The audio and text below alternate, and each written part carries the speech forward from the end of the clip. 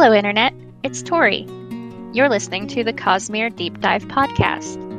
For updates on when episodes go live, follow us on Twitter and Facebook.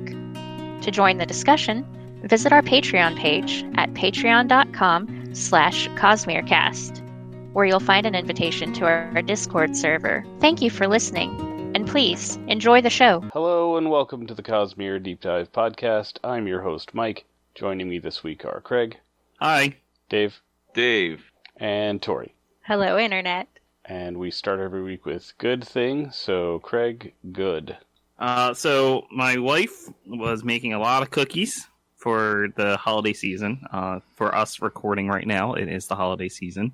So she went crazy, baked a lot of stuff yesterday, and she made these neat sugary peanut butter cookies with a Hershey Kiss on top. I don't know the name of the cookie, but it's really good. So that. I cannot share it with you guys on the internets, but it's really good. I love that coming kind over. of cookie. I have no idea what those are called either. I used to have them as a kid too. They used to sell them at stores in boxes, but I don't remember the name of it. If I find it, I will post it in Good Thing, or I'll just ask my wife. Okay. All right. Anybody else got anything cookie related to throw in here? I like cookies. I also like cookies. All right. Dave, do a good thing, but not about cookies, I guess. My good thing I found on a website that uses cookies. Close enough. All right, so I just found a YouTube channel this week by the name of Joel Haver, or Joel Haver, I don't know how to say it. I'm saying it like Gunhaver. Joel Haver. That's my kind of pronunciation. I like it. Yeah, just like really dumb, quick sketch, comedy sketches. A lot of them are animated like badly. I don't know why they look so terrible. Like it almost looks kind of like it's like head tracking or facial recognition with like an MS Paint base. Like I don't really know how to describe it, but it is it's pretty funny. Just kind of like little like I mean, kind of like humorous takes on things. Like there's one where it's like an episode of Scooby-Doo, but like the villain is laughing maniacally, but then they forget to go to commercial. So the villain's like, "Guys, go to commercial. I need time to set up my traps." And then like Scooby and Shaggy come back, and there was no commercial break, so like the villain didn't get to set anything up, and you're like, "Oh, we ran into you earlier than usual." And he's like, "Yeah, I didn't have time to set up my traps." Pretty funny. Really, this is kind of really dry if you like that kind of humor like I do. All right. So, Joel Haver. Joel Haver, whatever. Joel Gunhaver of the Cheat Commandos. Okay. My good thing this week is the news we found out yesterday and talked about in the State of the Sanderson that Rhythmatus 2 has moved up from absolutely no hope to might get sandwiched in between a Mistborn 3 book at some point in the future when he gets to those. Maybe, perhaps. That's my good thing this week. Nice. I liked the Rhythmatist. It was like Harry Potter for nerds. All right. Tori, what's your good thing this week? I like the new movie version of Emma. I'm a big fan of Jane Austen. I like the books. I keep meaning to reread them. Maybe that's what 2021 is for. Anyway, new movie version. It just came out this year. I wanted to see it in the theater, but that was about the time COVID was happening. So anyway, it's on HBO Max now. And I watched it. I really enjoyed it. It stars Anya Taylor-Joy, who is also on that new Netflix show about chess, The Queen's Gambit. And yeah, I really enjoyed it, just as a fan of period dramas and Jane Austen and things like that. Good movie. All right. Anybody got anything for Emma, Jane Austen, HBO Max, anything like that? I've heard of Jane Austen. You know, I was thinking, Dave, that you and me, we should do some like a book club where we read Charles Dickens and Jane Austen together. All right, as long as I get to read Charles Dickens. No, we both have to read both of them. Okay. I know it's kind of unfair because I enjoy both of them, and you haven't tried Jane Austen at all. But Well, I haven't tried her since high school. I didn't like her in high school. The one thing I do like about Jane Austen is that one episode of Futurama where they go into the library and there's like the giant brain. I have not seen that episode. Giant brain, I'm winning again. Giant brain, I'm winning again. Now I'm leaving Earth for no reason. That one. Never mind. Still haven't seen it. But yeah, there was a brief. They were going into all these different books in the library, and they went into Pride and Prejudice at one point. All right. So, Dave, you read some interludes and started part 3 this week, I believe. Oh yeah. Interludes 5, 6, 7, 8, and then chapter 35, 36 of Brandon Sanderson's Words of Radiance. Okay. Roars of Wadians. Rhythm of Rar. Interlude 5, The Rider of Storms. My favorite song by The Doors. Thude's report. Anger Spren. Are you sure? Too late, haha. So we have Eshonai. She's trying out the new Storm form, not Store form. And I forget who Thude is. I think, that's the once mate of her sister, right? Or is Thude her sister? I don't remember. So, was the Anger Spren the Spren that she took into the storm? Or she just sees Anger Spren? I don't remember. Well, she goes into the storm, she meets the Storm Father, and the Storm Father's like, are you sure you want to try out this new form? And Eshonai's thinking, well, actually, let me... And he's like, too late! You're Storm form now. And she's pretty intense. And there you have it, Interlude 5. So Thude is just one of her like generals, one of her warrior. I wrote down the dude's name and said something. I don't know. Yeah. So yep. This is basically the next thing that was going to happen. Oh, is Thude? I think is actually the guy. Yeah, he's the guy that was trying to set up the meeting between Eshonai and Dalinar, right? But he was looking part of that. Yeah. I was looking forward to Eshonai meeting up with Dalinar, but now I'm a little scared. Surely nothing bad will happen with this new form, and Eshonai is worried for nothing. Eshonai's not worried. Well, she was worried until it started happening. Yep. And now she knows what must be done or something. Yeah, I don't have anything else to say about this. Neither do I. Alright. Okay. So, Interlude 6. Zahel. I actually don't have any bullet points. It was pretty short. Kaladin shows up right after Szeth's assassination attempt. Knocks on the Zahel's door. He's staying with the Ardents on the Shattered Plains. And he's like, yo, Zahel, I changed my mind. Can you still train me? And Zahel's like, 3 a.m. Zahel doesn't want to train you. But maybe afternoon Zahel will. Come back. And that's it. That's it. Well, I like the line of, like, there are 2 Ardents who live in this house. And, like, Kaladin's looking over his shoulder trying to see who else is there. And there's only one bed. Yeah. Mm-hmm. All right. Moving on to Interlude 7. I think Wit was mocking me. How long had it been? So this is Taln. It's written from Talon's perspective, and we can hear through Talon what Elhokar and soldiers and what are saying around him and about him. But Talon is in kind of a stupor still, and trying to figure out, what happened. His boys were supposed to wait for him or something. And just talks about how, like, they have to rebuild every time there's a desolation and all that. And, yeah, kind of out of it. And Wit was there. And, Wit doesn't get along with everybody. But according to Elhokar, that's what makes him a good Wit. And I believe this is the dude what showed up. This is the Tesla guy, right? He showed up at the end of the last book. Tesla? Well, yeah, because, Wit is talking about, like, people really appreciate timeliness. How, like, even the inventive people don't always get credit because of timing or PR or whatever. So, like, gotta have good PR. Talon is Tesla. He didn't get appreciated until much later. Yeah.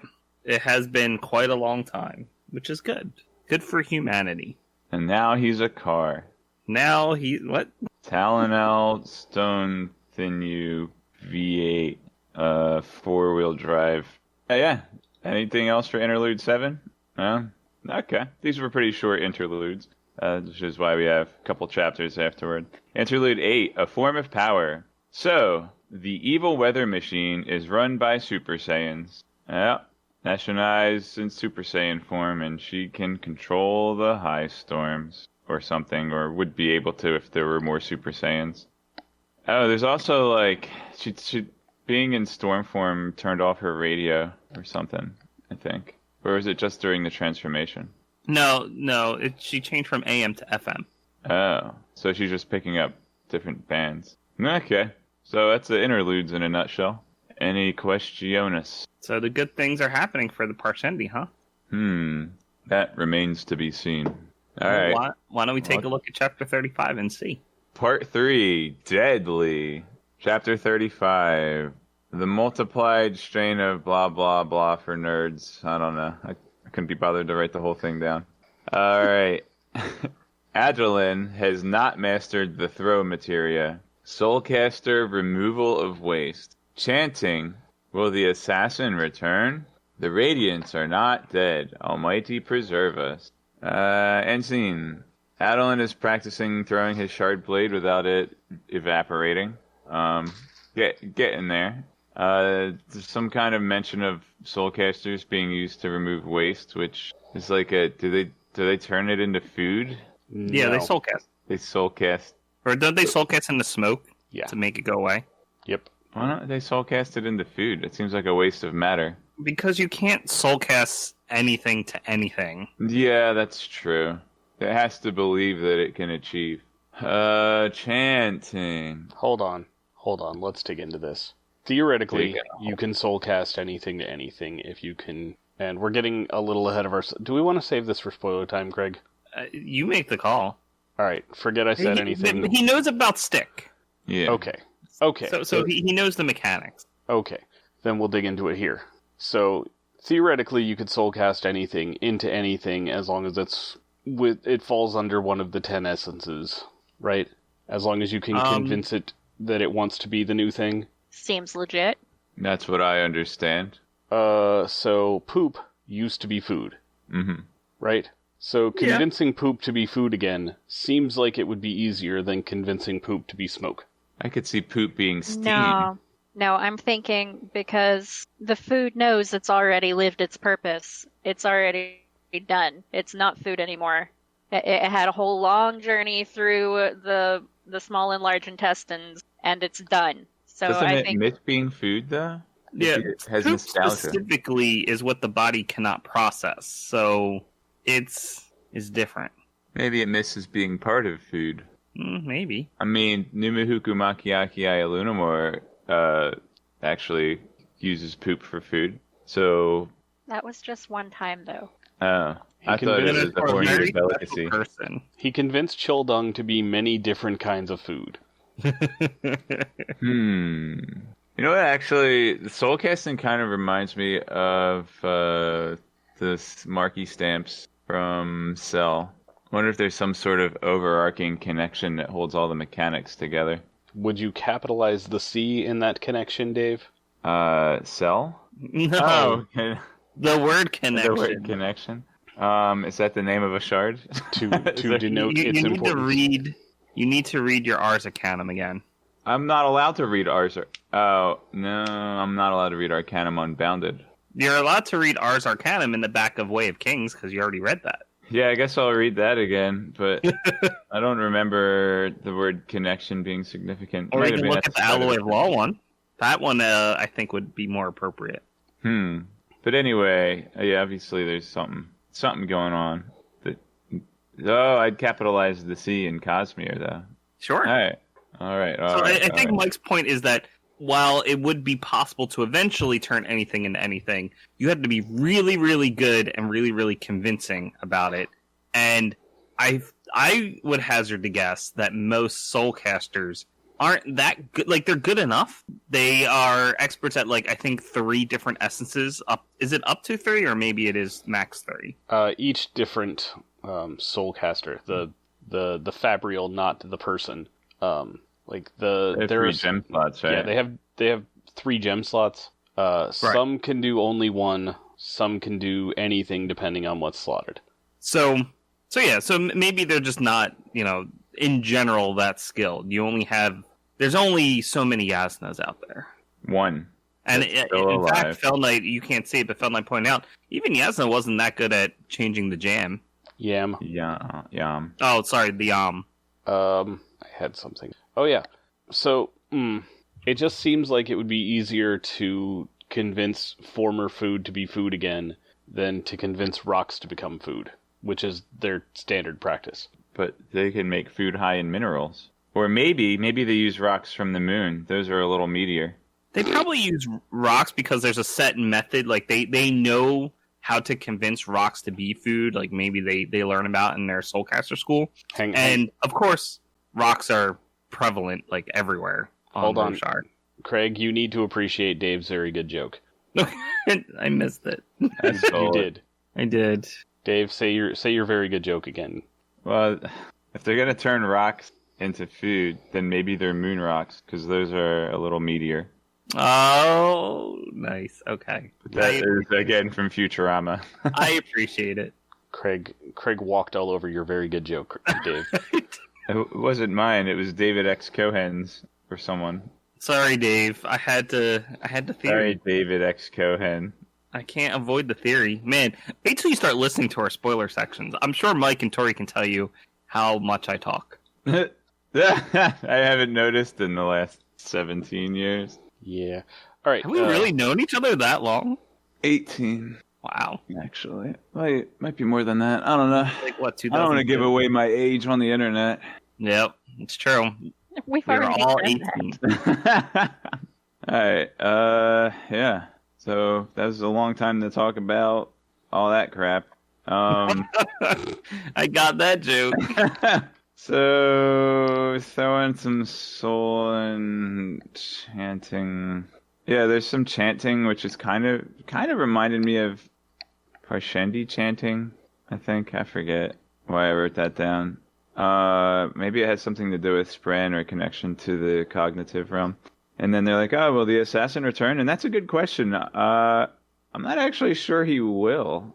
Or they're like, yeah, the assassin's going to return. But, well, like, after Sazeth realized that, oh, he was legit for sure Radiant, like, or at least has to consider this now, like, he's got a lot of searching to do and figuring stuff out. I don't know if he's automatically going to come back. I don't know if he's going to, obey his Oathstone holder anymore. Like, there's a lot of ifs about Sazeth coming back, so I'm not sure.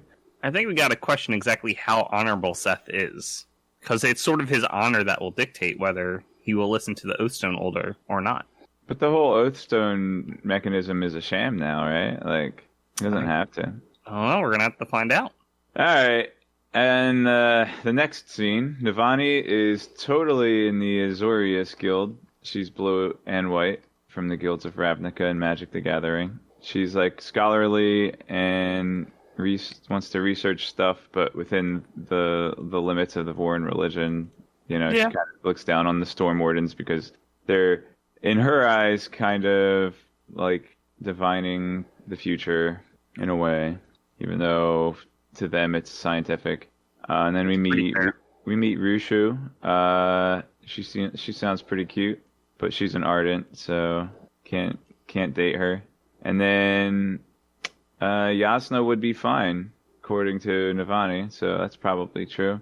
And then the research project, they're making a span pulley. It's like a span reed, but instead of the thing on the other end moving in the same direction, it moves in the opposite direction. So they like push down on a stone to lift another stone up. Or I couldn't actually tell if they had a separate stone or if they were like infusing like one half of a platform to the other half. It's a separate weight. Separate weight, yeah. Because like, You have to have a counter I think weight. it could possibly work. Like if you infused like 2/3 of a platform to the other third, then gravity would be pulling down. Oh, maybe not. I mean, what you're trying to do is hook a pulley up to two parts of Yeah, the it's just basically like a pulley. They push down on one end and the other end goes up. But I guess you couldn't attach a platform to itself with that method because it would always be pulling down the full weight of the platform, and it could only push up to the normal force. So like you could maybe do that and have it, but then you couldn't because you would have. Yeah, I guess it wouldn't work that way. So yeah, it would have to be a separate thing. All right, and yeah, Jasnah. Navani believes Jasnah will pull through, and so do I. I mean, like I said, in the Cosmere, everyone's alive until proven dead. Follow the example of Raoden, Marsh twice, and here we are with Jasnah. No body, no crime. And Adolin shows up to escort Navani somewhere. I forget. I don't know. They're going to see King Elhokar. They got a new meeting. They got to meet with all the High Princes, figure out what's what. And that's the end of chapter 35. That was like longer than all the interludes. Yep. Chapter 36. A New Woman. Bones Schmones. Palanquin. To the King. Picture Madron. It wasn't a lie. It was a different truth. Have fun high-storming the castle. Oh no, Calla didn't. Gaz is missing. Oh, he's right there. Kaladin's job is to be offensive and asinine. And you know what they say. If you do what you love, you won't work a day in your life. Alright, back to Shallan. She's a new woman. She burns some bodies, and Vata's like, what do we do with the bones? And Shallan says, don't you worry about the bones. Let me worry about blank. And then she orders a palanquin and finds out that Dalinar is at the king's palace. So let's turn her around and go to the king's palace. And Shallan finds a crumpled up picture of Bluth as he would be. And Shallan draws another quick sketch of herself as she would have been like growing up in a less fear-filled household. And yeah, she gets into the castle. They get past the initial guards pretty easily just by, announcing like, I am the betrothed causal waifu of Adolin. And then they get to the outside of the meeting room, and they have a run-in with Kaladin. And Kaladin is like, the prince is engaged to a horn eater? And she's like, don't be silly. And he's like, where's my boots? And they go on all this thing. Kaladin, of course, recognizes Gaz, who is part of Shallan's escort. And they take hold of Gaz, and Kaladin's like, I don't believe you. And they have this whole like interchange of insulting each other, and it's pretty great. And then Shallan has the letter, regarding her engagement to Adolin, and since it was written by Spanreed, Queen Navani would have an exact copy. So she's like, "Here, show this to the queen. It'll prove that I am who I say I am." And then they get full out into it and start having a rap battle, and then. Shallan kind of chides herself like, oh, Jasnah wouldn't have liked me losing control like that. But it was just the thing she needed to both stall for time and call attention to themselves so that when the meeting had an intermission, Kaladin has to kind of explain what's happening. And at the end of the chapter, he's like, you can come in, I guess, but not Vata or Gaz. And that's the end of this week's chapters. So... just because Shallan stole his boots and lied to him, now Kaladin doesn't trust her. Yeah, but I mean, it's his job, right, to be offensive and asinine. Just because Shallan lied to him and stole his boots. Is that really a good reason not to trust somebody? Yeah. They were new boots. He just got them. Yeah, but he's a light-eyed captain, or a dark-eyed captain, I guess, which is weird. But part of the thing that sells Shallan's story is how pompous she is. Sell it to Kaladin. Certainly sounds like a light eyes. But also he has much money which he can use to exchange for goods and services, including boots. Okay, I don't think people have fault with the whole boots thing. I think people have fault with the whole lying part. Oh. Lying to someone does not exactly make you trustworthy. Just saying. And he may not even need to spend his own money on boots. He might be able to just requisition some Mike, why? from his quartermaster. Yeah, like what's the deal with the boots? They're just boots. This week on Seinfeld. Hello Here's and welcome to the Kaladin's Boots Deep Dive podcast. Well, I mean, if we refer back to Sam Vimes' Boots theory of economics, Then Kaladin's new boots are worthless because they're brand new, and he needs some with thin soles so he can tell what street he's walking on. exactly. So, are you two familiar with Sam Vimes' Boots theory of economics? Who's Sam Vine? No. All right, Tori, educate the Why? class, please. Okay, so if you're poor and you need boots and you go out and you buy boots, well, your paycheck is small, so you can only afford the cheap boots. But the cheap boots are cheap, so you wear them out and then you have to go buy new boots rather quickly. But if you're rich, then you've got big paychecks and you can go out and buy really high quality. Well, lost Tori. Yep, Tori died. No, I'm back. Okay. Really High quality boots, and then they last forever. And so you'll still be on the same pair of high quality boots in the time that a poor person will have gone through like 10 different pairs. And that's So- unfair. I can see some flaws with that Right. argument. It's not a perfect analogy, but Sam Vimes is also not the smartest guy all the time. And what does this have to do with Shalon being untrustworthy? Nothing. Nothing. It's all Let's about move boots. on. Okay. Sounds good to me. There's also the Matt Cawthon boot theory, but let's not get into that. Do we have any questions for Dave? Hey Dave, Hmm. did you have anything else to add about any of this week's interludes or chapters? Possibly noting anything weird about any of the characters? Nah, everyone seemed pretty normal. Okay. Wait, I have a question. I'm going to see. We have not addressed it. Are we doing cast lists for this book? Yes. When? I don't know. Okay. Something Are to we- think about. Are we already at like where it should have been and I just blanked on it? No. No. We're Okay. We reaching the usually do halfway it at point. the halfway point. Okay. Yeah. I don't know if you want to wait until after the third set of interludes, which will be episode 140, or what, or if you want to do it earlier. Well, we'll talk about it later. I was just Yeah, well, bringing it up let's- in case we knew. Let's look at the episode list for this book and figure out when about halfway is, and if it's near those interludes, then I say doing it after. Well, that's easy if you have the British copy because it's broken up into two parts. So by my very quick counting, midway would be episode 136 or 137, which is chapters 46 through 49 or 50 through 54. But we could push it a little bit until after the third set of interludes and do it on 140. I feel like that wouldn't be too bad. Yeah, there's no reason it has to be exactly halfway. Yep, fair enough. All right, we'll keep that in the back of our heads. Okay, so yeah, 140 cast list, which is in like 2 months. So That's a we lot of got cast. time. All right, anybody got anything else for Dave? Nope. All right, then we should undave ourselves. Bye-bye. Bye, Bye, everybody. Dave. Bye, Dave. Dave's gone. Play the thing. This concludes the spoiler-free section of our podcast. If you are, as I am, reading along for the first time, we recommend that you stop listening now, as the following will contain spoilers for not only this book, but for other Cosmere books as well. There may also be general spoilers from any other source material. Spoilers begin now.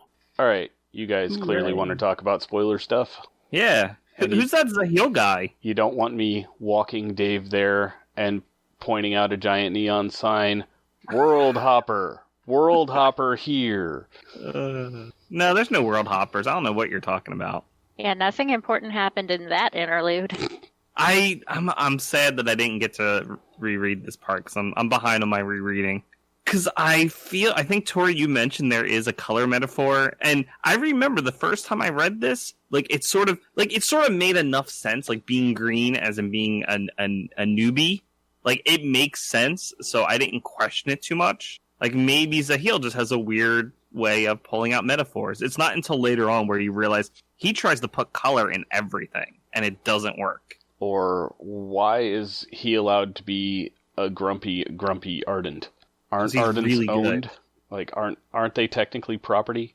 They're technically, yes, property. But this specific one is allowed to be super grumpy all the time. He doesn't sound very religious, does he? Either. No, like other artists. No, he does not give 2 yellow and purple striped figs for the Almighty. That's a nice metaphor, Mike. But he is really good at the sword fighting thing. Like, I think we've all had the experience of you've got that one coworker who they're so good at their job that you have to overlook their many, many flaws. You know what I'm saying? He's really good at sword fighting, and he's really good at teaching. And he cheats at sword fighting by throwing laundry at you. Well, only for Kaladin. I mean, if you interrupt my laundry time, I'm going to throw things at you.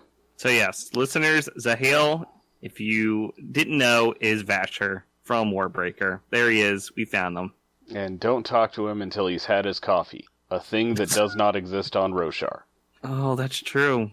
Man. It might be we gotta visit Shinovar. They might have some coffee there. Yeah.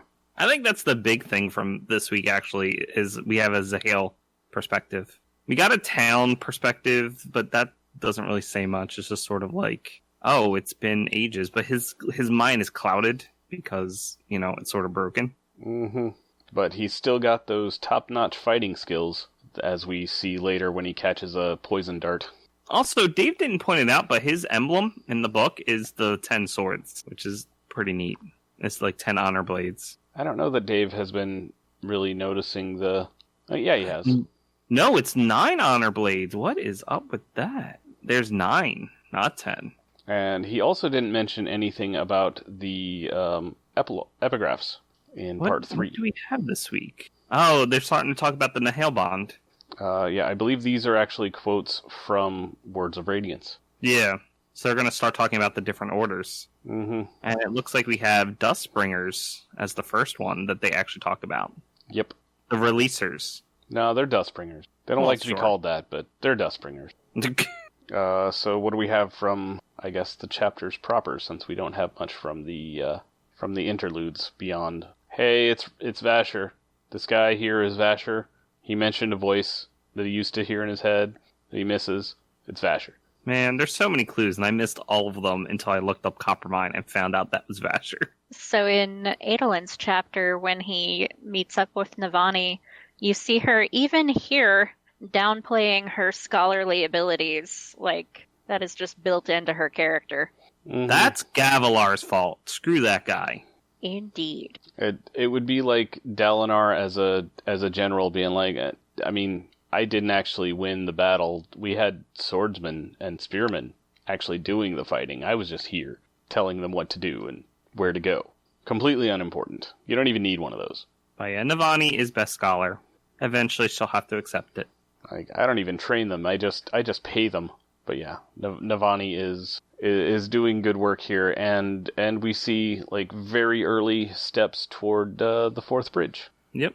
And I think when Dalinar sees it, all he thinks is, yeah, we could put archers up there. That'd be pretty good. It's such a Dalinar thing. How does this work for war? It's like, people might just want to ride an elevator, just to get around. Not scholars want to get around. They don't want to climb stairs. Come on, other uses. And then the Shallan chapter where she gets into a big noisy fight with Kaladin after getting caught lying to him and stealing his boots. I mean, this is really the basis of their relationship, isn't it? I don't know how she did... I don't know how Kaladin didn't just arrest her. Yeah, true that. It's probably because she's a Light Eyes. Like, regardless of what she's doing, she's still a noble, and you don't just go around and arrest nobles. Except that she lied to him and stole his boots. He's a captain in the Kholin army. He is the bodyguard of High Prince Dalinar Kholin and King Elhokar. He absolutely has the authority to arrest her and then deal with the fallout of it later. And I think that's valid. Legit don't understand how this worked out that she didn't get arrested. Especially when she shows up with Gaz. Because he had just enough doubt that maybe she was telling the truth, and he would get in trouble if he did. And he can figure that out later. If she's telling the truth, he can apologize. It's fine. Just, yeah. I don't understand how this chapter played out this way. I'm pretty sure if it had been a Kaladin viewpoint chapter instead of a Shallan viewpoint chapter, it would have gone the way I said. Right. So, all right, are we good on Words of Radiance talk? Can we move on to Rhythm of War talk? Yes, please. We have a lot to talk about this week. Yeah, this is part 5 and whole book overview-ish. It just means we can do all the spoilers now. All of them. Yep. So we're moving into double spoiler time. Extra spoilers. So I did remember one thing I wanted to mention from last week. Was that how I was a little creeped out when Formless took over Shallan for that brief period of time, and I had a suspicion from the very beginning that it was Shallan who was actually subconsciously using the cube or whatever, or doing like poisoning what's her face, Eli, and it turns out it was Vale. So I had a feeling something like that was happening, but ultimately, maybe it's a good thing that Vale's now a part of Shallan. Like she's been absorbed. Radiant still exists, so there's still that separation, but it looks like Shallan is more whole than she has been for a bit. Mm-hmm. But I was scared when Formless finally popped up and like was taking full control over her and just going all crazy. Right, Radiant killed. That's right. Radiant did the killing because she saw Vale was going to, and she knew what would do. That's a good point. Yeah. So, Tori, could you please walk us through what happens in part 5? Okay. My summary of part 5 is a little longish because I started to edit it down and then I got lazy and I stopped. So, Rhythm of War, part 5, summary. Over in Emul, the Coalition has succeeded against Odium's army, breaking them against Ishar's forces. But reports deliver the bad news that Urithiru is all but lost. Dalinar thinks if he can get the bondsmith Herald Ishar to train him, he might have a better chance of getting into the tower and winning it back. As he seeks such a meeting, Yasna and Wit work together on a contract finalizing the terms of the fight between Dalinar and Odium. Comments? No. Okay. In the tower, and this part goes back and forth between viewpoints quite a bit. In the tower, Vinley and her closest Singer allies head to the Oathgate to pursue the lost listeners. But there, they learn that Vyre, aka Moash, who was working the Oathgate, is off to kill someone. Worried for Kaladin's parents, Vinley goes to rescue them. Moash, though, has decided to go kill Navani. Raboniel stops him, telling him to go kill Kaladin first. Praying to whatever gods might be listening, Navani finds the anti-void light dagger Raboniel used to kill her daughter, forgotten in the rubble of her office. Hearing that the siblings' final defensive node is compromised, Kaladin and Teft split up, because that's always a good idea. As Kal distracts the pursuer, Teft and Lift sneak into the surgery, only to find Moash hiding there. Using Raboniel's anti-stormlight dagger, Moash kills Teft's Spren, followed by Teft himself. No! It was so sad. Moash confronts Kal with Teft's body just as Kal drives the pursuer away. Kal, too grief-stricken to fight, does nothing as Lirin is taken by the enemy. When the pursuer attacks Kaladin from behind, reflexes kick in, long enough for Kal to awaken like a vengeful god, violently beheading the pursuer with Stormlight before chasing after his father's captors, who throw Lirin off the tower. Like, this whole part is sort of like Kaladin. Kaladin is done. He's just done. Like, this whole pursuer thing, they set up the fights earlier in the book where it's like, this is tough. Like, Kaladin was barely able to hold his own when he had his abilities, and not having any, like, it just became much more difficult, as we saw from the earlier scenes. But you flip a switch in his head, and no, we're done. Like, there's no more games. Pursuer he's trash. Done. Adhesion, no problem. Yeah. But I think Mike called it last book. His prediction was that Teft would be the one who says the fourth ideal. Yeah.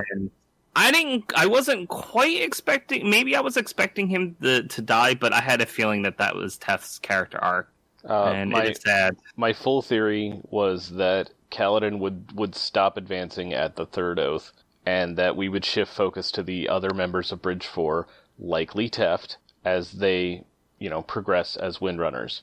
Yep. Which turns out no. Turns out we're still sticking with Kaladin. Sad boy action therapist Kaladin Stormblessed. Sad boy, best boy. I agree. And yeah, he in this section is just, he's done. He's done playing with the Pursuer.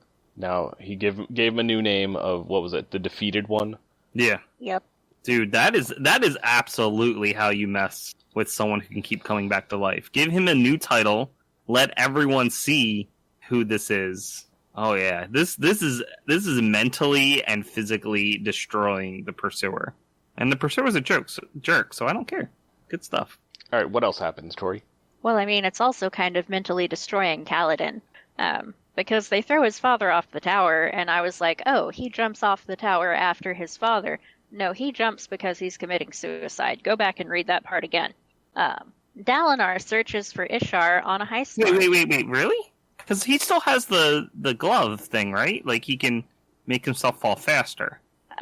So what it says is that he was standing on the ledge just like he was when he was standing at the Honor Chasm in the rain, except this time he jumps. That's what it says. Oh, okay. Wow. Yeah. When I was working on my summary, I looked at that again and I was like, hang on, because Dalinar searches for Ishar on a high storm, but sees Kaladin jump from the tower, lost to despair. Like Dalinar knows, he uses the Stormfather to send Cal a vision so as to give him more time. Encouraged by a vision of Tien, Kaladin comes back to his senses, realizing he can still save his father. He swears the fourth ideal, gains his shard plate, and saves his father in the nick of time. Okay, so you gloss over it, but that was a touching scene with Tien. I know. I liked it. I mean, it's sad, but it was also a nice, like, sort of farewell. And what were Kaladin's words? That he accepts there will be those he can't protect. Yep, he has done it. And Mike called it. Well, I mean, we got pretty strong hints at it back in Oathbringer, so yeah, I don't know that was really a called it worthy call. So, Vinley witnesses the tower citizens fighting the Pursuer's soldiers, attempting to save the helpless Radiants in the infirmary. Desperate to stop the slaughter, she reveals her own status as a Radiant. Leshwi's forces stand in awe, overjoyed that Spren are willing to bond with Singers again. They fight with the humans against the Pursuer's forces long enough for Kaladin to return and finish them off. Now, I was not expecting that reaction from the Heavenly Ones. Like, I knew that they seemed to have more honor than the other fused, but I wasn't expecting them to be, like, overjoyed that they could bond, like, that Spren would bond with Singers. So, I mean, it was a pleasant surprise, to say the least. They were happy that the Spren had forgiven them, was Leshwi's words. Yeah. Elsewhere in the tower, Raboniel lets Navani go so that she might escape before Moash comes back, but Navani won't leave the sibling undefended. She lures Raboniel into a trap, fatally wounding her with the dagger. Raboniel, gracious in defeat, tells Navani to run, but Moash returns. As Navani struggles, Raboniel finds just enough strength to attack Moash. With Moash distracted, Navani convinces the sibling to bond her. The light of their bond blinds Moash, sending him fleeing from the tower. Do I get a called it? Do I get one of those? Yeah. I was a little worried. I was going to predict earlier on, like in about part 2 or part 3, like I was starting to have doubts that Navani wouldn't bond with the sibling. Oh man, but that was so good, yeah. Yeah, because the sibling didn't want to bond her because the sibling distrusted humans so much. Right. And the sibling had agreed that, okay, we would try bonding R'lain, but R'lain, who was on his way there at the time, was stopped by the fused, the guards. So he's elsewhere in the tower, like, very held up. But you got to see when Navani and sibling finally bond and how they're sort of geeking out, which is sort of cool. Like, you can tell that they have a connection to each other, even with the sibling being, like, just trustworthy of the person who's, you know, sort of capturing Spren. Like, I think they can work things out. But you can also see the geekiness that comes out when they're like, oh, you could do that, like the engineering and everything that comes to the tower. It's a really and it's really, cute scene. isn't that cool that I did that? It's like, yeah. Navani is suddenly able to see how the tower works, and she can see all the fabrials that make it up, and she's like, oh, you should try doing this thing, and that might work. And the sibling's like, yeah, Yeah. Yeah, it might. And it was just, it's so cute. And what But else also, happens in like- part 5? Well, I'm still geeking out about Navani because the continue. sibling was like, no, you're not worthy. I'm not going to do it. And Navani's like, listen here, Buster. I am too. And we're doing this. And so she stands up for herself, and I'm just so happy for her. Well, she starts singing the anti-Voidlight song, too. That helps a little bit. It helps. Okay, moving on. Dalinar finds Ishar at last, but the Herald is crazy and attacks him before fleeing into Shadesmar. In Ishar's camp, Dalinar and his Windrunner guards find a horrid sight. Spren, in their physical forms, forcibly pulled from Shadesmar and subjected to gruesome experiments. They're quite dead. I got a lot to say about the scene, and I sort of want to save it till after we're done, but I was creeped out that he's pulling Spren out of the cognitive realm into the physical realm, and they're dying. It's as if they're sort of it's worse. Like, they don't have any organs to survive in the physical realm. Just to be taken away from the cognitive realm into a completely different, essentially, universe would be a different biological process. It's just bad. This is torture. So do you think pulling them over is what killed them, or did they get pulled over and then they were killed in these experiments? Because that's kind of how I was taking it. That's what it sounds like. They're being pulled over and then they are dying because they can't exist in the physical realm.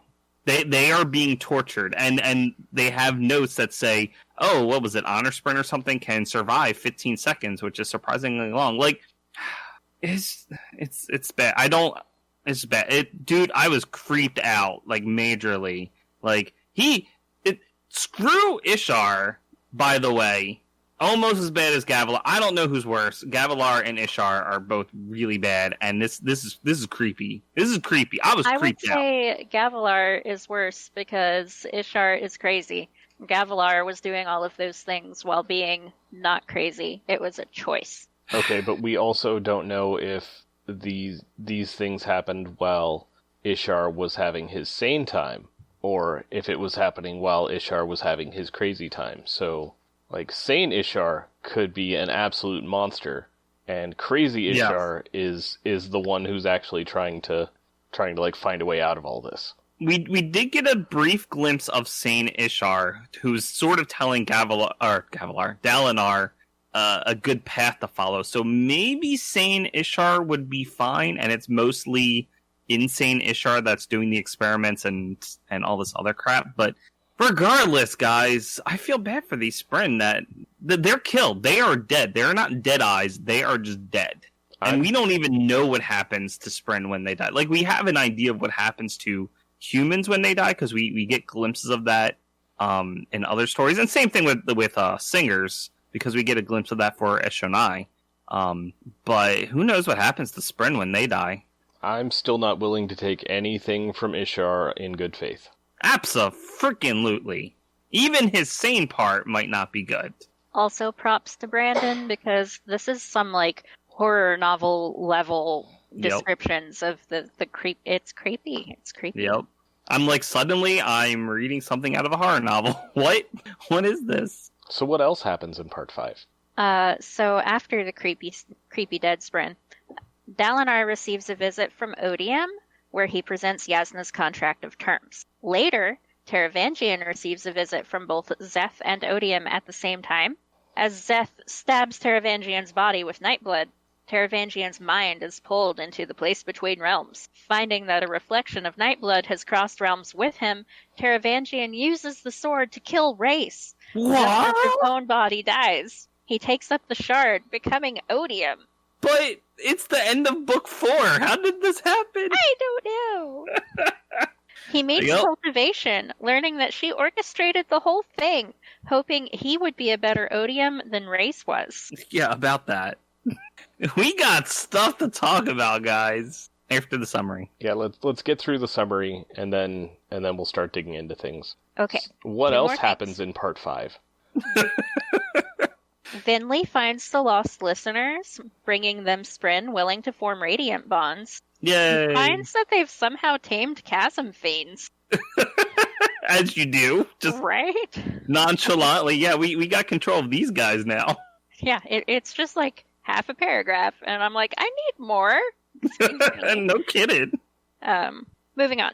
As Team Radiant mourns their losses, Dalinar tells Cal they have only 10 days to prepare for the fight against Odium, but neither they nor Wit realize Odium has been replaced by the smartest man on Roshar.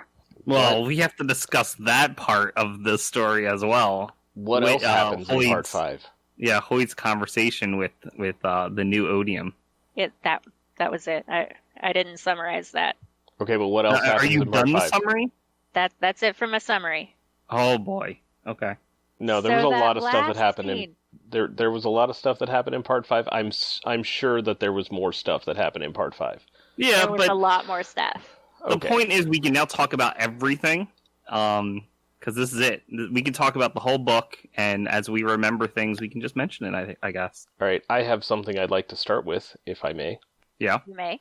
All right, so Thydakar, that guy. Yeah, That guy. that guy. the head of the Ghostbloods. Consensus at this point is that it's Kaladin, and for You for mean those healthier. Kelsier. Kelsier, sorry, not Kaladin. Wrong K K. names. Yep. Kelsier.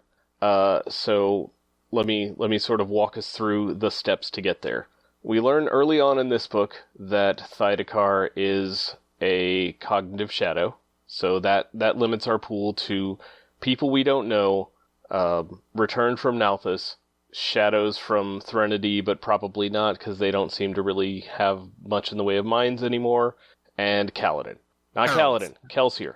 Heralds are also cognitive shadows. Heralds also, but we learned that Thydakar is a cognitive shadow from Kalak, Yeah. because Thydakar is trying to get to Kalak to learn stuff from him, and the other heralds should have access to him and most of what he knows already, so that's sort of off the table. So we also learn that Hoyd beat him up once, which the only cognitive shadow we know that Hoyd has beaten up is Kelsier. True. And No, if I recall, was that because they were both in the cognitive realm at the time, or is it because Kelsier's a cognitive shadow and therefore Hoyd can beat him up? don't know. Okay. Hoyd seemed very surprised that he could hurt him at the time. So and So that's it might be from, because they were both in the cognitive realm. could be. That's from Mistborn Secret History. If anyone missed that and wants to go back and read a scene where Hoyd beats up Kelsier, it's a lot of fun. And then finally, he is referred to as the Lord of Scars, which, yeah, pretty well narrows it down to probably Kelsier, potentially someone we haven't met yet, but that one's very unlikely. Yeah, I didn't actually realize we had all of these clues.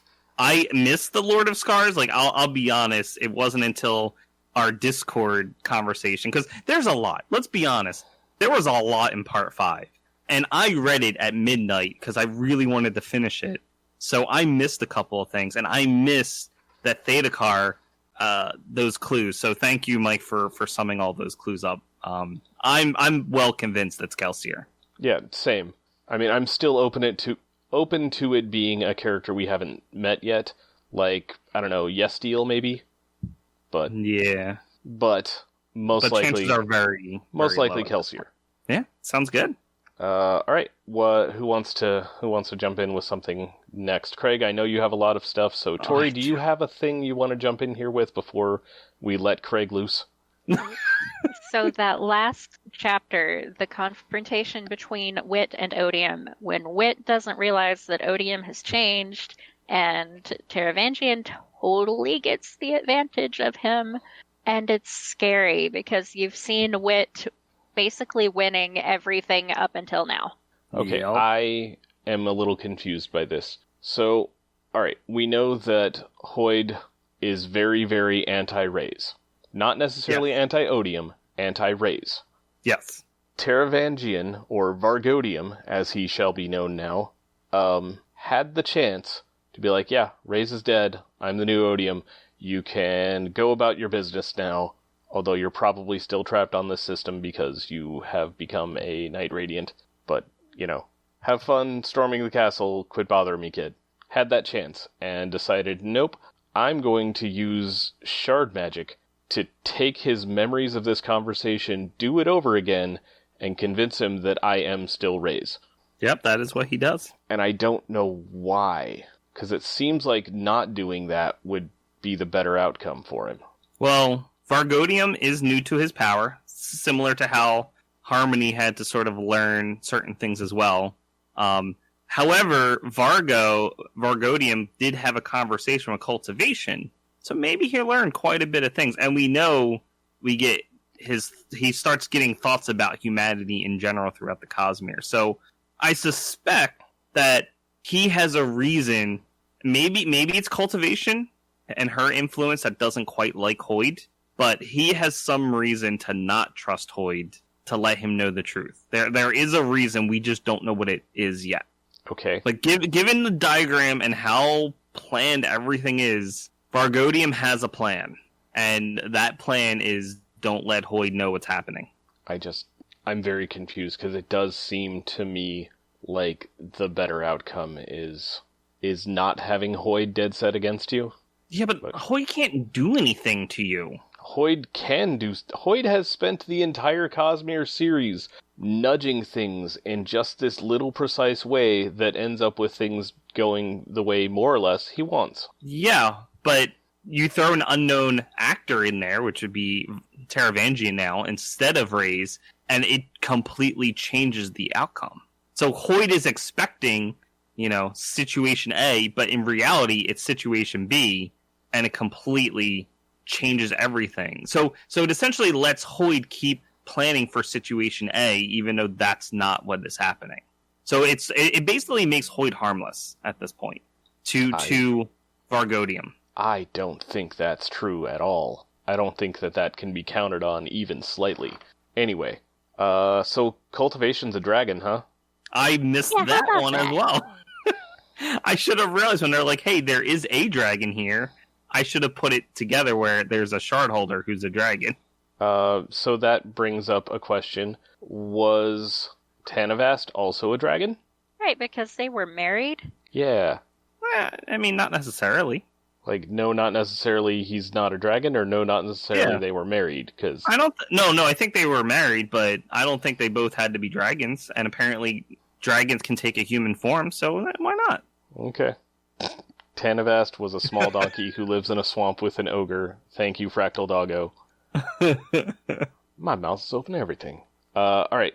Tori, did you have anything else before we unleash Craig on all of these poor people? Remember the part in the preview chapters where we were talking about those metals that conduct Stormlight, and I was like, hey, what if it's another god metal? And you guys were like, no, that's not a thing on Roshar. And then it turned out that it's Razium. Hey, on that topic, is Razium still a thing now that it would be a different holder? Jeez, what? Now it would be Taravangianium. Yeah, that's a bad name. There's a different metal, Razium can still exist. Right, the Razium that there is would still exist. Would Taravangianium do something else? Is I guess my question. Right. Same shard, but different holder. Would that change how the god metal works? Yeah, it might be the same. I mean, the only hint we've got is Harmony and Et metal, and that's different. But that's also the combination of preservation and ruin. So, and Sazed also actively went in and fiddled with how metals worked on Scadrial. So maybe it would work the same, and we could just call it Razium just because, or Vargodium. I don't know. And then since Spren take on metal forms sometimes in the physical realm, does that make them does that mean that shard blades are made out of Tanavastium? I think that's fair. Since they are tiny pieces of honor. Yeah, I think that's absolutely what Honor's metal is. And then is shard plate also Tanavastium, or is that do we know Cultivation's shard holder name? Oh, I think we do. I'm gonna look it up. As you guys can. I'm getting yeses in the chat. I forgot to mute. But I don't know what the name actually is. What is Coravelium Avast? Okay. Wow. I don't remember reading that at all. That thing It's that also Craig known said. as She Who Brings the Dews at Dawn. Koravari. Koravari. Okay. But yeah, would that be shard plate metal, or am I extrapolating too far and I've gone plaid? I don't think that would be the cultivation metal. Okay. But I don't fully know, so I don't know. Or is Lift's shard blade made out of her metal, where Kaladin's shard blade is made out of Tanavast metal, and then the other various radiants are one or the other, or a mixture of both? See, that's what I'm wondering. Like, some Spren seem to be more cultivation-oriented, and others seem more honor-oriented. Well, Cultivation Spren and Honor Spren definitely seem like pretty dead giveaways there. Right. But the others are sort of like a weird mix. But the true mix of honor and cultivation would be the sibling. So, I don't know. Maybe, like, cultivation, like you said, Cultivation Spren would become Cultivation's metal. Well, and regarding shard plate, now we did discuss how, we theorized that it was going to be formed by wind spren, and we were correct For there. For windrunners, yes. But one thing that I didn't realize is that it's another bond. Like, he has bonded all of these wind spren. They don't just form the plate. It's another bond. Like, They are his wind spren. yes. I didn't pick up on that. Yeah, the word bond was used in the book. I don't have an exact page number for you, but it did leap out at me. Neat. And I just read on the Coppermine wiki that cultivation greatly dislikes Hoyt. So I mean, that's totally reasonable. He's a bud. it is. Yep. Like, she doesn't even need to really have, a good reason for it, and I get it. Like, Race really dislikes Hoyd because Hoyd has a specific grudge against him, and probably helped set up the Oath Pact. So, like, yeah, I get that. And then, you know what? I actually get cultivations too, because if Hoyd helped set up the Oath Pact, then that locked Odium into the same system as, her and Honor, which put them both in extremely large danger for thousands of years, which led to Honor's death. Yeah. Is there a hint that we got that Hoyt helped with that, or are you just speculating? Speculating. Okay. But, locking him into one system is, like, a good step one for his goal of don't let Odium kill the rest of the shards. It could have been something as simple as send Odium towards Honor and cultivation, because he knew Honor would be able to do something like that. Right, and we know that Hoyd doesn't have to work in direct methods. Like, most of what he's done up to this point has been very indirect. So yeah. Because it does seem weird that Odium decided to attack Honor and cultivation next, when he dealt. It made sense he dealt with Ambition. For whatever reason, that was going to be the most scary shard. So deal with Ambition first. Makes sense. But then he deals with Dominion and Devotion. Okay, maybe he's hitting couples first, because they're like shards who are willing to work together are scarier than shards like Preservation and Ruin, who are sort of at odds against each other. And Yeah, I seem to recall having read A Word of Brandon that he did go after Devotion and Dominion because they were working together. And Yeah. And I would like to point out that apparently the shards, upon taking up the shards, had an agreement to not do that. Right. So, in going after those like pairs, he was enforcing an agreement that everybody had agreed to, and thus B, preventing any of them for realistically, calling for help. Mm-hmm. Mm-hmm. So, Yeah. like, they didn't have any backup on the way, whereas he did in the form of autonomy. This is so against her name. I'm so angry at autonomy. And also, apparently She's such just a hypocrite. apparently just everybody involved was like, yeah, Ambition needed to go. Yeah. Ambition was not safe to keep around. I don't know what's up there, but apparently everybody was on board with that one. All right, Everyone like that. Tori, anything else, or is it Craig time? I feel like you're stalling for time. Like, don't let Craig talk.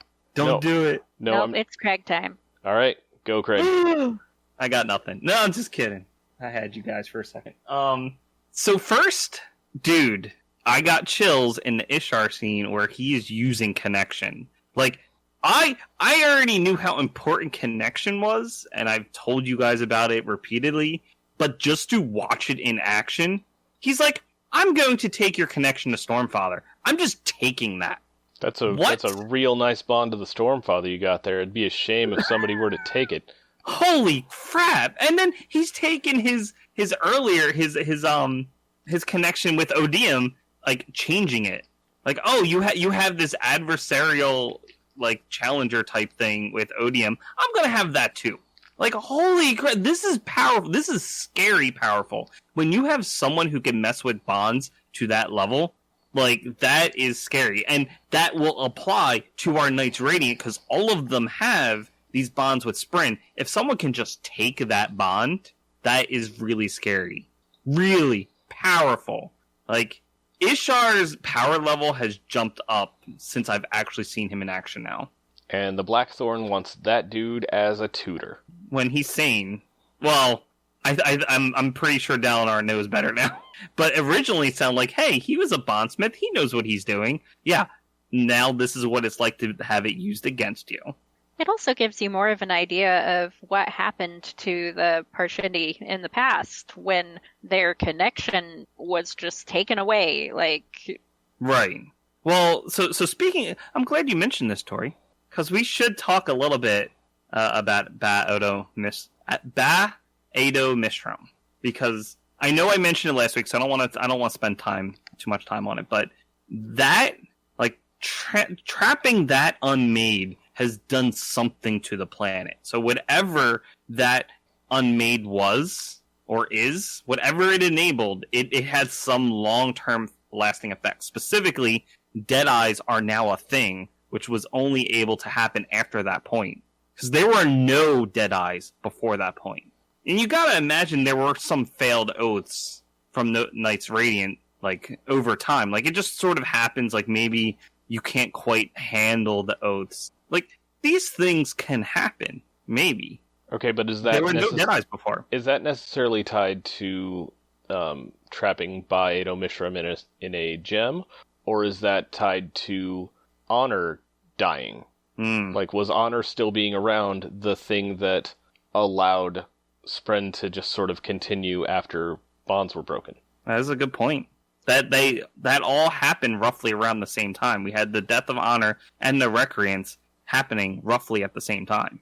but we do also know from Shallan's conversation with Mraize at the end there that Ba-Ado Mishram is the target of the Ghostbloods. Like, that's what Thydakar is really after. Which, okay, and we know his goal is that he ultimately, as far as we know, he can't leave Scadrial. He has this power because he's super good at becoming a leader. He joins an organization, he becomes their leader. But as far as we know, he can't leave Scadrial, just like most. Although, okay, and this has been brought up in the Reddit. Vasher can leave, and we see this Nalthis. Like, the Return can leave, and that's basically because the nature of endowment. Like, what endowment does, she sort of ties the identity of the investiture to your soul. So it's a self-contained system. Most investiture is tied to the planet or to the shard. So the cognitive shadows from, like, Scadrial, so Kelsier, would still be tied to the planet, unlike any other Return. Returned are weird, essentially. Returned are a special case, and that's because the endowment is a special case. We know that Kelsier was trying to find a way off the planet, and maybe BAM is a key to that. And it has something to do with how this Unmade can manipulate connection, if that makes sense. I don't know. I know I'm sort of glossing over a lot of things, guys. I'm trying to keep it short. I need more evidence to back any of this up. Like, we know the Oath Pact keeps Rosharan investiture in the Rosharan system. Yeah. I don't know that there's necessarily anything keeping Scadralian investiture on Scadrial. And we for sure have seen Hoid use, Allomancy off-planet. Well, being able to use the power doesn't necessarily mean you have investiture. Well, I guess it does. It sounded to me like you were specifically talking about cognitive shadows. Cognitive shadows, yes. And that is something that I don't think we know enough about yet.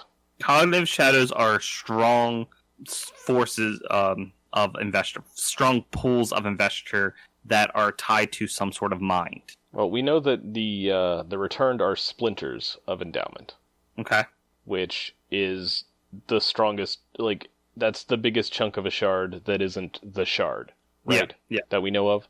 Right. So the fact that Vasher can go to Nalthis, or can go from Nalthis to Roshar, either means that that specific investiture is special, or that nothing is actually tied to where it started. It's all about, like, in this case, it's just the Oath Pact that's making things wonky on Roshar. And the fact that Roshar is the biggest source of our information means that everything is sort of stuck through that lens. Fel Knight brings a good point. In Secret History, the Eyrie were keeping an eye out for shadows from Threnody. So, Right, because that's... but that's in the cognitive realm. Clearly, things can move around in the cognitive realm. I think it's more traveling from the cognitive to the physical that might make it difficult, but yet Vasher can do so. And Threnody is the biggest source of cognitive shadows in the Cosmere that we know of. Like, everybody becomes a cognitive shadow there because they broke something. Killing ambition there broke something. Right. He has a body, but is it tied to Scadrial? I don't know. I feel like... that's why I don't want to spend too much time on it, because this is all, like, speculation, and I don't know enough about what's happening to really say one way or the other. All I wanted to say is that the capture of Bam has done something to the planet, and we have gotten that information from the sibling, that when that happened, something changed with how Tower Light is made. And that's very interesting. And the fact that the Ghost Bloods, their goal is to get this gem, to get this unmade is important and a little bit scary. I don't trust the Ghost Bloods at all. Even if Kelsier is leading it, I'm thinking Kelsier is turning villain. Like, we got villain Kelsier now. I would submit that Kelsier was never not a villain. He was just up against worse people. That's a good point. So one thing that Tori didn't mention in part 5 that I would like to bring up quickly is what about that one fancy fused? The fancy fused. Oh, That yeah. one guy. That turned up at the end like, well, haha, I'm actually a bigger villain than you are. And that was all we had. Oh, the one that kills the pursuer? Yeah. Yeah. No, the defeated one. Oh, sorry, the defeated one. L. Yes. L. Who is cut off from Odium, apparently, and rips parts of his body off and replaces them with metal. As you do. As you do. And so he's like Wolverine. We didn't really get all that much about him. Just, he's scary.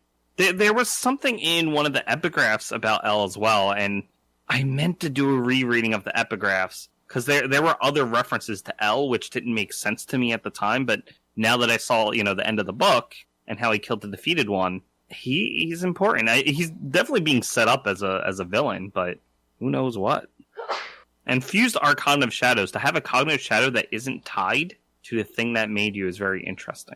I think he is still tied. He just had some part of that connection turned off. Like he's obviously still connected enough to come back through the Everstorm. Otherwise, he wouldn't be here. Yeah. You know what? We might get more information about this when that you pointed out the Silence Divine. Divine or Divide? Divine. The Silence Divine. Which is set on Ashen, which is where the humans came from. Now, I don't know if there's still humans there, and that's what the book is about, or if it's about before the humans moved to Roshar. But I feel like it's supposed to be there are still humans there. They largely live in flying cities.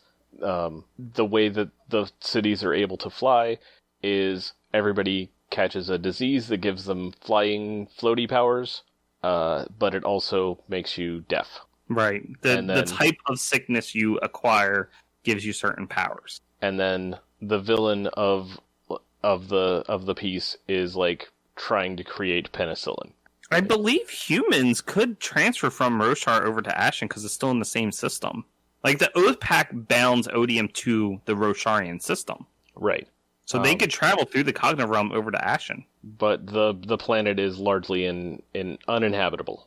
Sure. Except for these, like, just small pockets of flying cities or whatever else if you have the right disease to survive there. And, magic traveling there relies on connection, as far as we can tell. And then cognitive realm means you need to actually know where to go, and you also need some way to go to transfer from cognitive to physical realm, which is difficult.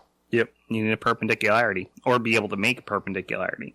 Or have the surge of transportation and enough stormlight.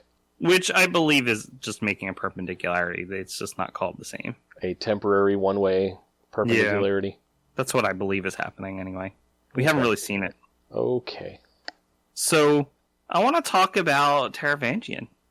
Specifically, after he takes Odium's shard, and, has a little chat with Cultivation, there are hints that there's something greater happening to the Cosmere. Again, we had a little glimpse of this from Harmony in Mistborn Era 2, and I think at the time it was just, hey, maybe it was Autonomy was sort of attacking Harmony, but maybe there's something else happening out there. Taravangian got some sort of glimpse over it, and he wants to save all of humanity. Are we getting an iRobot save humanity kind of deal here, or... Knowing him, probably.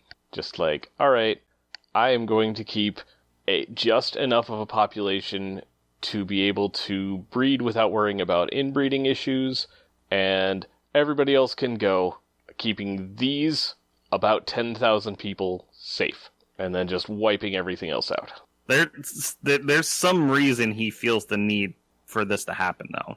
But in order for him to achieve it, it does mean he has to be successful in his... Okay, I'm sorry. I'm going off on my own tangent, but this goes back to the contest that was set up between Odium and Dalinar. I don't think Hoid's plan was very good, but that's because I think Hoid's plan was specifically tailored for the best outcome for Hoid, and not for Roshar. Right. That is, and Dalinar agreed to do it anyway, but I'm listening to this plan, I'm like, this plan is horrible. It only keeps Odium in the Rosharian system, which is, hey, that's exactly what Hoid wants to do. That was Hoid's only goal. I'm like, no matter what happens with the outcome, Odium is stuck in the system. It might just be for 1,000 years, but he's just there, win or lose. Mm-hmm. So this actually might tie into our conversation earlier about why Taravangian didn't want to reveal himself to Hoid. He needs to find a third way if he wants to leave the Rosharian system. He needs an outcome that is not win or lose and ties him to Roshar. That might be part of what he's trying to achieve. Except that he does make it very clear that he is still tied to this agreement. Yeah. Because it wasn't an agreement between Reyes and Dalinar, it was an agreement between Odium and Dalinar. Yes. Well, yeah. He still has to work within the bounds of the agreement, but I think he has reasons for keeping this information hidden from him until he can find... He needs to look at the fine print. He needs to read the contract, look at the fine print, and find a way around it. And that's what Taravangian is up to. Man, Vin has got to read that contract with read the people in first the one. Cosmere just don't read contracts. She has got to read that contract at some point. But yeah, so Taravangian, being the holder of Odium now, is still bound to the challenge. But he saw something when he was having conversation with Cultivation. He saw something which has inspired him to want to save all of humanity. Now, we know his shard is hatred and passion. So who knows how that will change over time? Because right now, Taravangian has his own intent, but eventually his intent will shift to match that of the Odium shard. He is going to kill so many young children choirs, you guys. It's true. This goes against what I thought originally, which maybe a shard holder's mind and intent could influence the shard's intent, so that therefore, like with Harmony, thinking it in a different way, you would have discord instead of harmony. Maybe instead of Odium, you could have passion, and it could be a good thing because you could be passionate about saving humanity. But it sounds like he's holding the shard of hatred, and that's just what's going to happen eventually. I would like to argue once again that Harmony has never actually been Harmony. It also hasn't been Discord. Harmony has, up to this point, always been preservation and ruin, Right. and never actually achieved the combination. Which, it's funny that you mention it, because we did get a conversation between Harmony and Hoid in this book, and this is when he's setting up what needs to be done. So keep in mind that the events of this book happen before Era 2 of Mistborn. So this is before Harmony has found Wax. So it sounds like he might be setting up Wax to be his heir, is what my reading was. That's crazy. Who would think that? Yep. You got it, Mike. I will give you a half point because we don't know if it's going to happen yet. But we don't. I definitely am agreeing with you more now. I'm certain that it was planned for the end of Era 3. Yeah.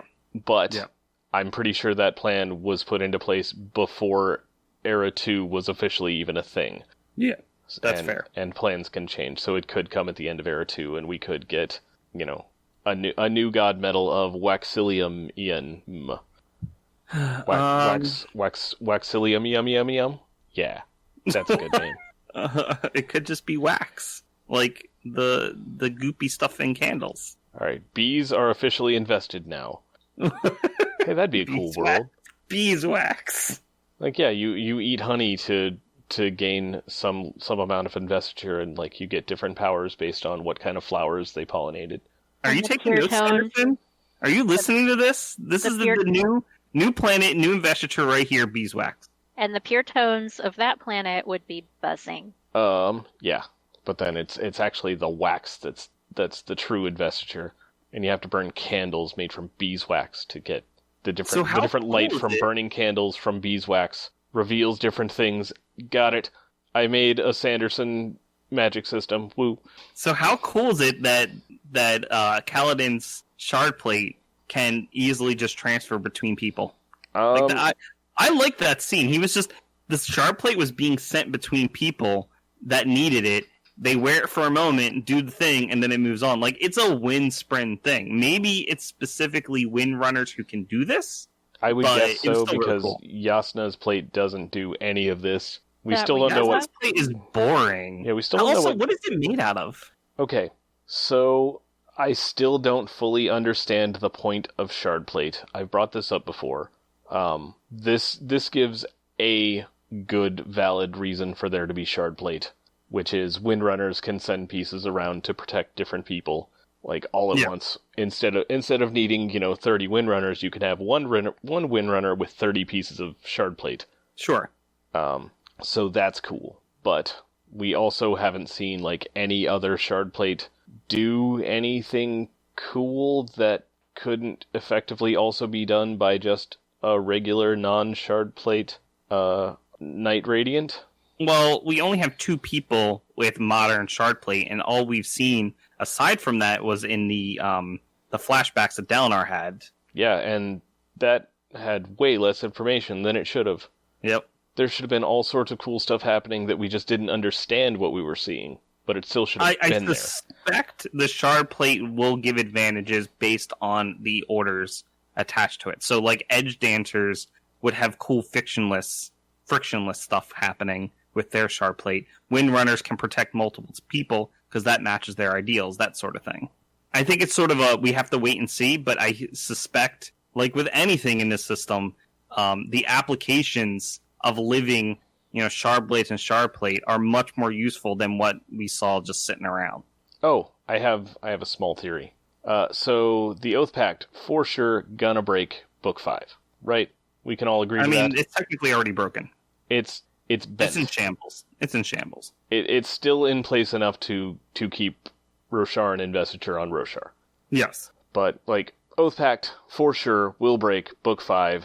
Has to, otherwise, where on earth is this series going? We're having the Contest of Champions in Book 5.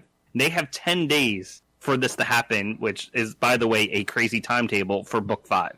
Okay, what if a new Oath Pact gets made, and Szeth, who is already a cognitive shadow, becomes one of the new heralds? Well, that's Dalinar's plan. That's what it seems to be. He wants to set up a new Oath Pact. But he doesn't... I don't think he knows that Szeth is already a cognitive shadow. True. And I'm extremely disappointed in myself for not figuring out that he was a cognitive shadow until this book. His soul was attached weird to the body. We had all the pieces. We had every single piece. We had the explanations. And I just didn't put it together because I'm dumb. That's okay. We still love you. So Right. do you think we're going to have one of every order that would be a new herald if that was the case? Well, I don't know. We might just reuse the old heralds. Although, probably shouldn't because they're broken. I wouldn't want to use They them. are super Past broken. their expiration date. Yeah. Tell. Apparently Maybe tell. cognitive shadows are only supposed to be around for a maximum of whatever amount of time is more than 300 and less than 4,500 years. They have an expiration date. It is not forever. Although Plus- Vasher plus has been whatever- around for, Whatever amount of Vasher has time. been around for a while, and Vasher doesn't seem that broken.